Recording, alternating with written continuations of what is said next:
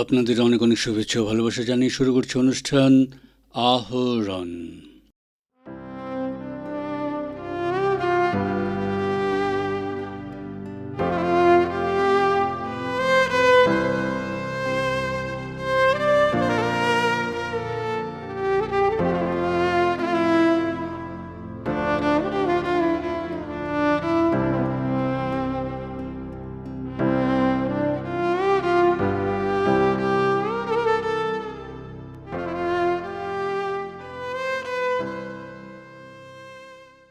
রাজ্য সরকারের আহরণ যোজনার অধীনে কাছাড় জেলায়ও কৃতি স্কুল পড়ুয়াদের উৎসাহ প্রদানের লক্ষ্যে প্রত্যেককে একটি করে ট্যাবলেট প্রদান করা হয়েছে। গত 22 জানুয়ারি শিলচর বঙ্গভবনে আয়োজিত এক অনুষ্ঠানে এই সমস্ত উপহার তুলে দেন রাজ্যের মন্ত্রী কৌশিক রায়। অনুষ্ঠানে বক্তব্য রাখতে গিয়ে মন্ত্রী বলেন, আজকের দিনে আসাম সরকারের তরফ থেকে কিছু কিছু উপহার আপনাদের হাতে তুলে দেওয়ার জন্য আমরা সবাই এখানে উপস্থিত হয়েছি। আসামের মাননীয় মুখ্যমন্ত্রী ডক্টর হিমন্ত বিশ্ব শর্মা মহাশয়ের কিছু নূতন প্রয়াস, যে প্রয়াস উনি বিগত 5 বছর থেকে আরম্ভ করেছেন, কিছু কিছু নতুন এবছরও হাতে নেওয়া হয়েছে। আর লক্ষ্য একটাই যে আসামকে যাতে আমরা যে সংকল্প উনি নিয়েছিলেন যে আসামকে ভারতবর্ষের শ্রেষ্ঠ 5 রাজ্যে নিয়ে যাওয়া, আর শ্রেষ্ঠ 5 রাজ্যে নিয়ে যাওয়া মানে এটা নয় যে শুধু রাস্তাঘাটের নির্মাণ, শুধু হাসপাতালের নির্মাণ, শুধু ব্রিজের নির্মাণ, শুধু স্কুলের নির্মাণ, এরকম নয়। যাতে আমাদের ভবিষ্যতের প্রজন্ম, আমাদের মধ্যে যে হিউম্যান রিসোর্স আছে, যে মানব সম্পদ আছে, এই মানব সম্পদকে যাতে আমরা এগিয়ে নিয়ে যেতে পারি। এই জন্য বিগত দিন থেকে আমরা জানি যে আরোহণ যোজনা একটা আরম্ভ হয়েছে। আর আরোহণ যোজনায় আমাদের কাছাড় জেলা সমস্ত আসামের সঙ্গে আমাদের কাছাড় জেলাতে 170টি স্কুল এটার অন্তর্ভুক্ত, হাই স্কুল এটাতে অন্তর্ভুক্ত করা হয়েছে। আর এই স্কুলে যারা এইট টপার, 8 থেকে 9-এ এসেছেন, যারা ওই স্কুলে টপার, তাদেরকে যাতে আমরা সাহায্য করতে পারি, তারা যাতে একটা ভালো ভবিষ্যতের কল্পনা করতে পারেন, তারা যাতে নিজের কেরিয়ারকে তৈরি করার জন্য একটা গাইডেন্স পান, এটার জন্য এক একটা ব্যবস্থা মুখ্যমন্ত্রী মহাশয় আরোহণ যোজনার মাধ্যমে করেছে। আর এই আরোহণ যোজনার মাধ্যমে আজকের দিনে তাদেরকে এই আমাদের 170 জন যারা 8 থেকে 9 টপার যারা আজকের দিনে এখানে উপস্থিত হয়েছেন, তাদেরকে আসাম সরকারের তরফ থেকে একটা একটা ট্যাব দেওয়া হবে, যাতে এই জেলা আয়ুক্ত মহাশয় যেভাবে বলেছেন, যাতে আপনারা ক্লাস 8-9 থেকে নিজের ফিউচারের জন্য, নিজের কেরিয়ারের জন্য, নিজের ভবিষ্যতের জন্য আপনারা একটা প্ল্যানিং করতে পারেন। শুধু বইয়ে স্কুলের ক্লাস নয়, সাথে সাথে আপনারা যাতে নিজে কিভাবে আগামী দিনের প্রস্তুতি নেবেন, আফটার 10, আফটার 12 আপনারা কোন দিকে যেতে চান, সেই বিষয়ে যাতে আপনারা এইগুলির মাধ্যমে একটু গাইডেন্স পেতে যান, সেটার জন্য মাননীয় মুখ্যমন্ত্রী মহাশয় প্রয়াস আরম্ভ করেছেন। আর এটা আজকে আপনারা যারা 170 জন এখানে উপস্থিত হয়েছেন, আপনাদেরকে আমি অভিনন্দন জানাই, ছাত্রছাত্রীদেরকে। আর আপনারা আজকে আপনাদের ট্যাব এখান থেকে নিয়ে যাবেন, সেই জন্য আপনাদেরকে শুভেচ্ছা জানাচ্ছি। আমরা জানি যে সর্বশিক্ষা মিশন, সমগ্র শিক্ষা মিশন, এটার অধীনে আমাদের পুরা ভারতবর্ষে আজকে নতুন একটা সিস্টেম বিগত অনেক বছর থেকে চলছে, যেটা হলো সিআরসিসি। যে সিআরসিসিতে প্রত্যেকটা কয়েকটা স্কুলকে নিয়ে এক একটা ক্লাস্টার তৈরি করা, আর এই ক্লাস্টারের মাধ্যমে এক একজন সিআরসিসি আছেন, যিনি রাজ্য সরকার হোক, রাজ্য সরকারের আমাদের যারা আধিকারিকরা আছেন, যে আমাদের স্ট্রাকচার যেটা আছে, বিএমসি হোক, ডিএমসি হোক, বা এদের যে আছে, সেখান থেকে স্কুলের যাতে একটা কোঅর্ডিনেশন ভালো হয়, সেটার জন্য ক্লাস্টার সিআরসিসি তৈরি করা হয়েছে। সিআরসিসিরা এই স্কুলে প্রত্যেকটা জিনিসের তাদের মাধ্যমে সরকারের কাছে রিপোর্ট আসে, যে স্কুলের ছাত্র সংখ্যা কী আছে, স্কুলের বিল্ডিংয়ের অবস্থা কী আছে, স্কুলের টয়লেটের ব্যবস্থা কী আছে, স্কুলে মিড ডে মিলের অবস্থা কী আছে, স্কুলে ইউনিফর্ম সঠিকভাবে দেওয়া হচ্ছে কিনা, এই প্রত্যেকটা জিনিসের তারা ওতপ্রোতভাবে জড়িত হয়ে সরকারের কাছে যে রিপোর্ট, সেই রিপোর্ট পাঠাতে পারে। এই কাজকে যাতে স্মুথ করা যেতে পারে, এই কাজকে যাতে আরও ভালোভাবে তারা করে দিতে পারে, এই জন্য কাছাড়ে আজকের দিনে 182 জন অ্যাক্টিভ সিআরসিসি আছেন, যাদেরকে আমরা আজকের দিনে মাননীয় মুখ্যমন্ত্রী মহাশয়ের তরফ থেকে, রাজ্য সরকারের তরফ থেকে তাদেরকে এক একটি ট্যাব দেওয়ার ব্যবস্থা করা হয়েছে। আমাদের এখানে যদিও 200-র অধিক সিআরসিসি ক্লাস্টার আছে, কিন্তু আজকের দিনে আমাদের 182 জন এটাতে কাজ করছেন। এই জন্য আপনাদের জন্য এই ট্যাবের ব্যবস্থা আসাম সরকারের তরফ থেকে, শিক্ষা বিভাগের তরফ থেকে, মুখ্যমন্ত্রী মহাশয়ের তরফ থেকে হয়েছে। আপনাদেরকে আমার শুভেচ্ছা জানাচ্ছি, অভিনন্দন জানাচ্ছি, আর আশা করব যে এই ট্যাবের মাধ্যমে আপনারা আরও পারদর্শিতার সঙ্গে আপনাদের যে দায়িত্ব, সেই দায়িত্ব সুন্দরভাবে সুচারুভাবে আপনারা পালন করতে পারেন। আমরা সবাই জানি যে আমাদের সমাজের যে চোখ কান নাক যদি আমরা বলি, সাংবাদিক বন্ধুরা, যাদের মাধ্যমে, যাদেরকে আমরা আমাদের সংবিধানের চতুর্থ স্তম্ভ বলে আমরা জানি, তারা যাতে প্রত্যেক জায়গায় গিয়ে সুন্দরভাবে আপনারা যেভাবে সবসময়, প্রায় সময় যেভাবে আপনারা সাংবাদিকতার মাধ্যমে সমাজের বিভিন্ন জিনিসকে সমাজের কাছে তুলে ধরেন, বিভিন্ন জিনিসকে পত্রপত্রিকার মাধ্যমে, সেটা ইলেকট্রনিক মিডিয়া হোক, প্রিন্ট মিডিয়ার মাধ্যমে আপনারা প্রত্যেকটা জিনিস জনগণের কাছে সংবাদের মাধ্যমে সেটা পরিবেশিত করে থাকে। আসামের মাননীয় মুখ্যমন্ত্রী ডক্টর হিমন্ত বিশ্ব শর্মা মহাশয় আজকের দিনে আপনাদের জন্য এক একটা গিফট এখানে পাঠিয়েছেন। যে গিফট কাছাড়ের আমরা এখন পর্যন্ত 88 জন সাংবাদিক, 88 সাংবাদিকের জন্য আজকে আমাদের এক একটা গিফট দেওয়া হবে। জুট ব্যাগের মধ্যে এক একটা গিফট মাননীয় মুখ্যমন্ত্রী মহাশয় দিয়েছেন, যেখানে একটা ডায়েরি, একটা কলম, একটা বই, আর সঙ্গে একটা মোবাইল ফোনও দেওয়া হয়েছে, যাতে আপনারা সংবাদ সংগ্রহ করতে, আপনারা এই কাজ করতে যাতে আপনাদের সুবিধা হয়। আপনাদের সবাইকেও আমি শুভেচ্ছা জানাচ্ছি, অভিনন্দন জানাচ্ছি, এবং আমি আশা করব এটার মাধ্যমে আপনাদেরও কাজেরও উৎসাহ বাড়বে, বিভিন্ন কাজ করতে আপনাদেরও সুবিধা হবে। আপনাদেরকে সবাইকে আজকে দিনে বলতেছি যে মাননীয় মুখ্যমন্ত্রী ডক্টর হিমন্ত বিশ্ব শর্মা মহাশয়ের নেতৃত্বে আজকের দিনে সেই আসাম 2021 সালের আসাম নয়, আজকের দিনে মানুষ যাতে A4 আসাম জানতে পারেন, মানুষ যাতে A4 আসামের চিন্তাধারা করে কাজ করতে পারেন, সেই চিন্তা মাননীয় মুখ্যমন্ত্রী মহাশয় করে গেছেন। গত 19 এবং 20 জানুয়ারি ছিল আসাম বিশ্ববিদ্যালয়ের 23তম সমাবর্তন। এই দুদিন পিএইচডি সহ স্নাতকোত্তর এবং স্নাতকদের আনুষ্ঠানিকভাবে ডিগ্রি প্রদান করা হয়। এবারে সমাবর্তনে মুখ্য অতিথি হিসেবে উপস্থিত ছিলেন বেলুর রামকৃষ্ণ মিশনের বিবেকানন্দ এডুকেশন অ্যান্ড রিসার্চ ইনস্টিটিউটের প্রো ভাইস চ্যান্সেলর স্বামী আত্মপ্রিয়ানন্দজি মহারাজ। তিনি তাঁর বীজ ভাষণে বলেন, One very famous quote in education, which is well known, is that education is the manifestation of the perfection which is already in man.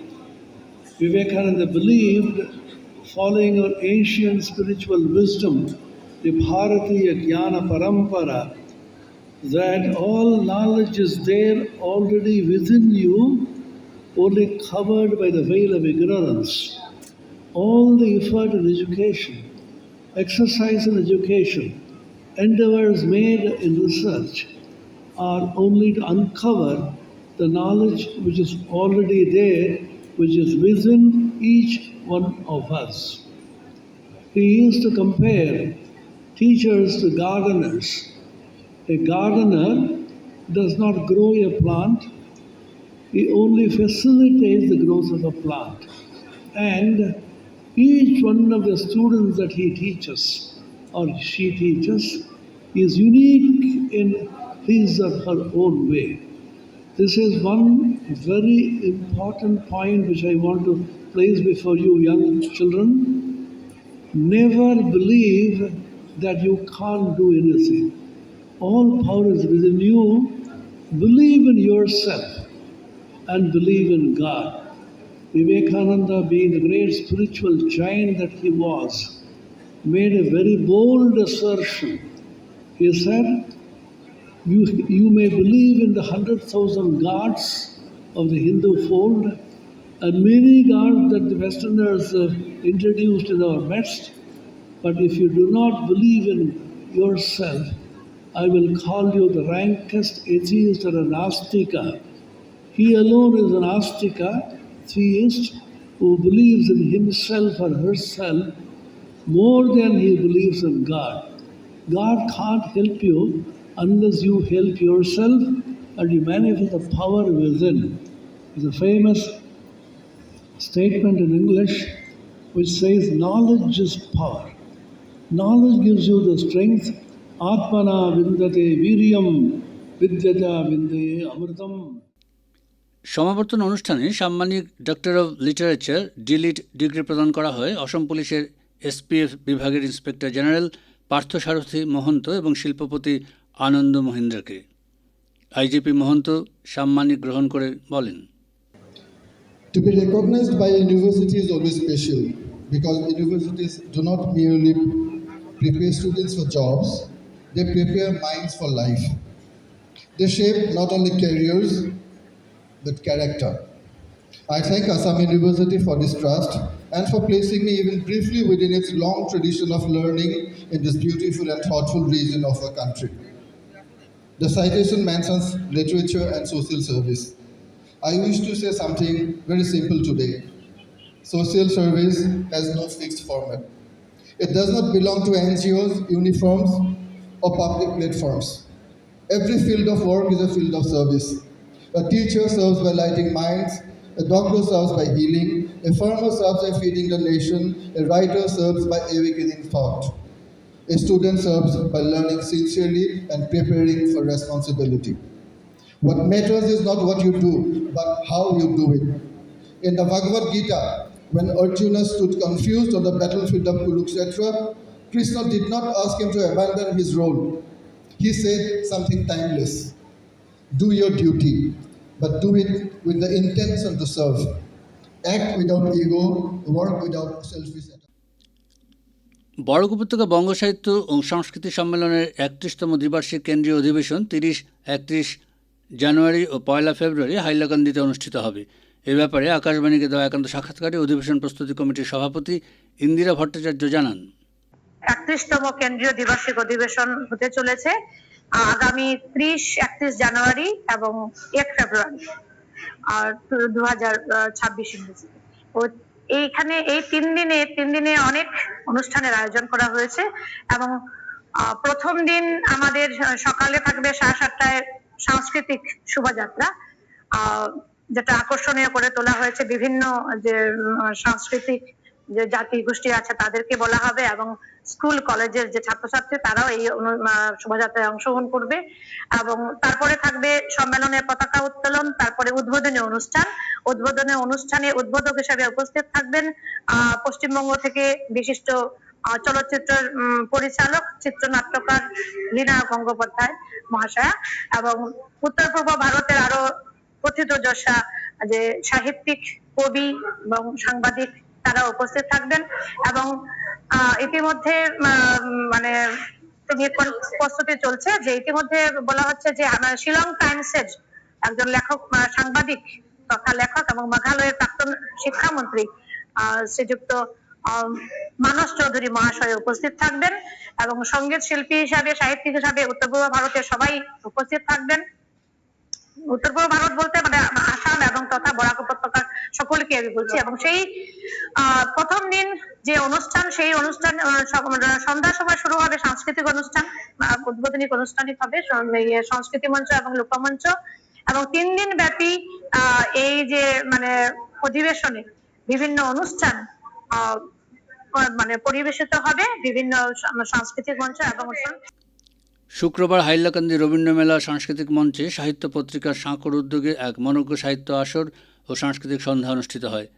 এ নিয়ে আকাশবাণীকে জানিয়েছেন আয়োজক সংগঠনের কর্ণধার সুশান্ত মোহন চট্টোপাধ্যায়।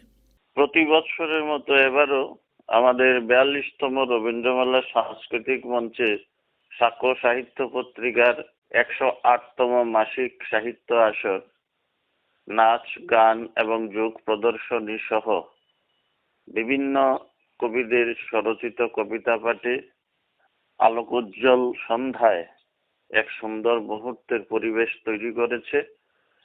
আসলে সাহিত্য অনুষ্ঠানে আজকাল খুব একটা দর্শক আসে না, তাই আমরা বাধ্য হয়েই সাহিত্য আসরের সাথে নাচ গানের আসর রাখতে হয়। পাশাপাশি এবার আমাদের সাকর সাহিত্য পত্রিকার সাথে যোগ দিয়েছে হাইলাকান্দির যুব সংস্কৃতি কেন্দ্রের ছোট ছোট শিক্ষার্থীরা। তারা খুব সুন্দর যোগ প্রদর্শন করেছে।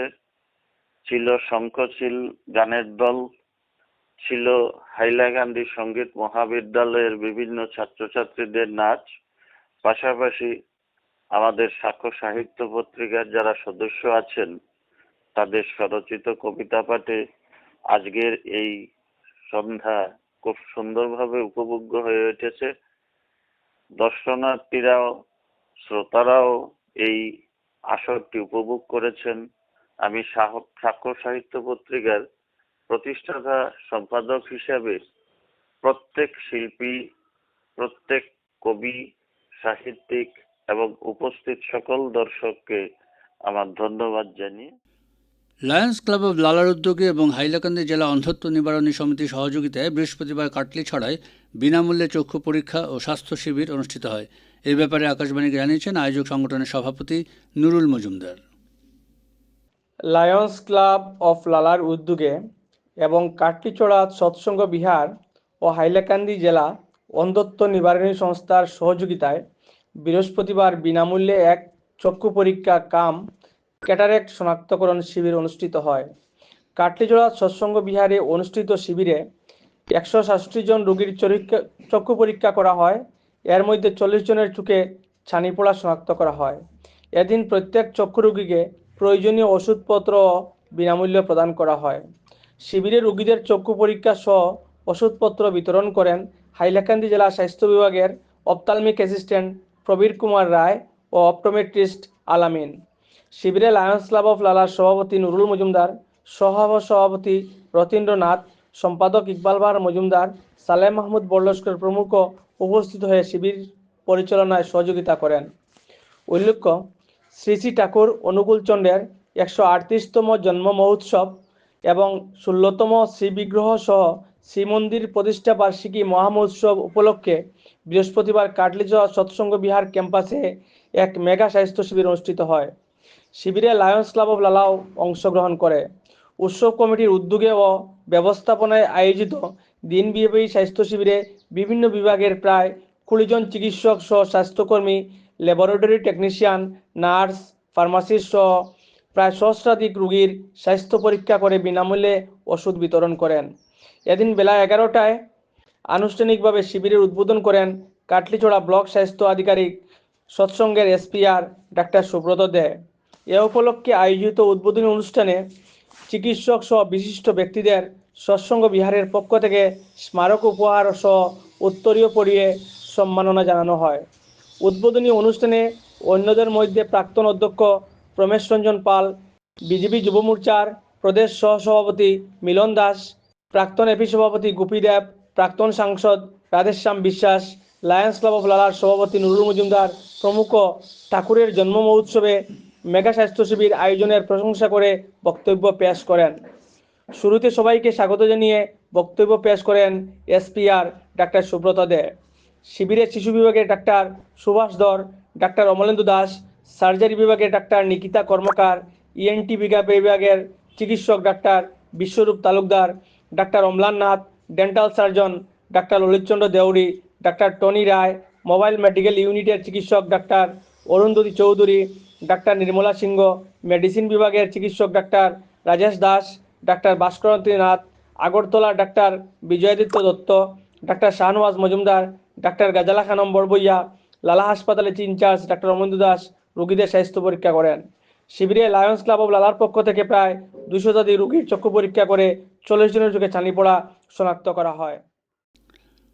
সমগ্র দেশের সাথে শ্রীভূমি জেলায়ও যথাযথ মর্যাদায় বীর সেনানী নেতাজি সুভাষচন্দ্র বসুর 129তম জন্মবার্ষিকী পালিত হল নানা অনুষ্ঠানের মধ্য দিয়ে। এই উপলক্ষে 23 জানুয়ারি শ্রীভূমি জেলার সদর শহরের নেতাজি স্পোর্টিং ক্লাব শ্রীভূমি শাখার উদ্যোগে এক ভাবগম্ভীর অনুষ্ঠানের আয়োজন করা হয়। অনুষ্ঠানে করিমগঞ্জ প্রেস ক্লাবের সভাপতি মিহির দেবনাথ নেতাজি সুভাষচন্দ্র বসুর প্রতি শ্রদ্ধা জানিয়ে বলেন, আজকে নেতাজিকে মূল্যায়ন করতে গেলে আমাদের প্রথম যে বিষয়টাকে মূল্যায়ন করতে হবে সে বিষয়টাই হচ্ছে যে নেতাজির যে আদর্শ, তার আজাদ হিন্দ ফৌজ, রাসবিহারী বসুর হাতে যে ফৌজের আজাদ হিন্দ ফৌজ গঠন হয়েছিল, পরবর্তীতে তার সর্বাধিনায়ক হয়েছিলেন নেতাজি সুভাষচন্দ্র বসু। সেই সুভাষ বসুর আদর্শটাই ছিল ধর্মনিরপেক্ষতার আদর্শ। তিনি রেঙ্গুনে যখন ছিলেন, হিটলারের সঙ্গে যখন চুক্তিতে হয়নি, মিত্রশক্তিতে চলে যান হিটলার, দ্বিতীয় বিশ্বযুদ্ধের সময় ভারতবর্ষকে স্বাধীন করতে হবে, একদিকে জাপান, তখন তিনি জাপানের কাছে যান। বিশ্বযুদ্ধ তখনও শুরু হয়নি, হবে সেই মুহূর্ত। রাশিয়া, গ্রেট ব্রিটেন, রাশিয়া বলতে তৎকালীন সোভিয়েত রাশিয়া, গ্রেট ব্রিটেন এবং আমেরিকা এক মঞ্চে, জার্মানি, জাপান ওর আরেক মঞ্চে।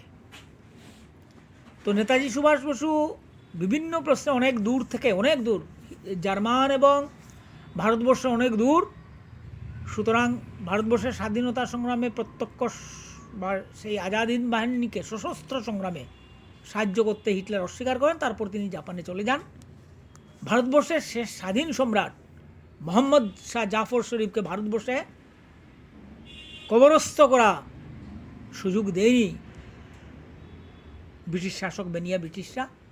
রেঙ্গুনে তাকে কবরস্থ করা হয়েছিল। সেখানে যখন আজাদ হিন্দ ফৌজ ভারতবর্ষ অভিযান শুরু করে মণিপুরের বিষ্ণুপুর পর্যন্ত এসেছিল, তারপর দুর্যোগ এবং জাপান আত্মসমর্পণ করে হেরে যায় দ্বিতীয় বিশ্বযুদ্ধে, জার্মানি জাপানের জোট। তখন জাপানের প্রেসিডেন্ট তেজোর দ্বারা সাহায্য করা সম্ভব হয়নি। আজাদ হিন্দ ফৌজ বিষ্ণুপুরে এসেই থেমে যায়। তখন আজাদ হিন্দ ফৌজ রওনা দেওয়ার আগে মোহাম্মদ শাহ জাফর শরীফের সমাধিস্থলে তিনি স্যালুট জানিয়ে বলেছিলেন যে হে ভারতবর্ষের শেষ স্বাধীন নবাব, আমি যদি ভারতবর্ষ শৃঙ্খলমুক্ত করতে পারি এবং ভারতবর্ষের যদি ক্ষমতা দখল করতে পারে আজাদ হিন্দ ফৌজ, তাহলে তোমাকে আবার আমি দিল্লিতে নিয়ে গিয়ে সমাধিস্থ করব।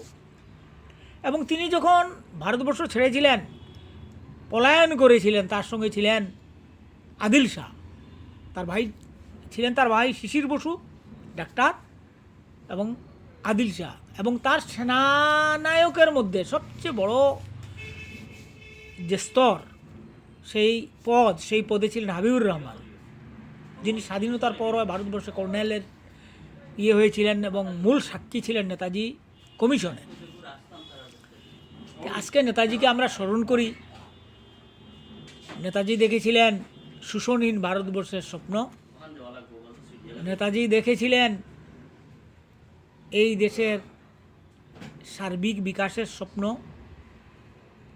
আজকে যদি নেতাজিকে, এখন পর্যন্ত নেতাজি কিন্তু দুঃখজনক ঘটনা যে নেতাজিকে যুদ্ধ অপরাধী হিসাবে ব্রিটিশের দেওয়া সেই তকমা, বাজে তকমা, যে তিনি নাকি যুদ্ধ অপরাধী, স্বাধীনতা সংগ্রাম করেছেন, তিনি যুদ্ধে অপরাধ করেছেন, অর্থাৎ দ্বিতীয় বিশ্বযুদ্ধে তিনি ব্রিটিশের সঙ্গ দেননি, সেই যুদ্ধ অপরাধী তকমা স্বাধীন ভারতবর্ষের কোনো সরকার তা অস্বীকার করেনি আজ পর্যন্ত না। নেতাজিকে আজকের এই দিনে আমি ভারত সরকারের কাছে কামনা করব যে নেতাজির উপর থেকে যাতে, নেতাজি যুদ্ধ অপরাধী নন, তিনি দেশপ্রেমিক, সেই ঘোষণাটা রাষ্ট্রীয়ভাবে সরকারিভাবে করা হোক।